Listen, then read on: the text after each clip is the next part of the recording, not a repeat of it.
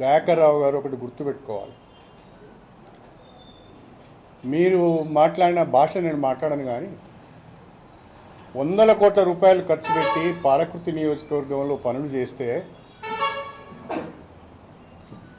నీ మనమరాలి వయస్సున్న అమ్మాయి చేతిలో చావు దెబ్బ తిన్నావు. సిగ్గు అనిపిస్తలేదా? ఈ అహంకారం మాటలు, ఈ బల్పు మాటలే కదా ఇంత దూరం తీసుకొచ్చినాయి. ఇంకా తగ్గించుకోకపోతే ఎట్లా? తగ్గించుకోవాలి. ఎందుకు నేను ఓడిపోయానని సమీక్ష చేసుకోవాలి. వాళ్ళకి ఇంకో కోపం కూడా ఉంది నా మీద. నీ మేమందరం ఓడిపోయిన వాడు ఒక్కడు గెలిచిండు అనేది కూడా ఉంది.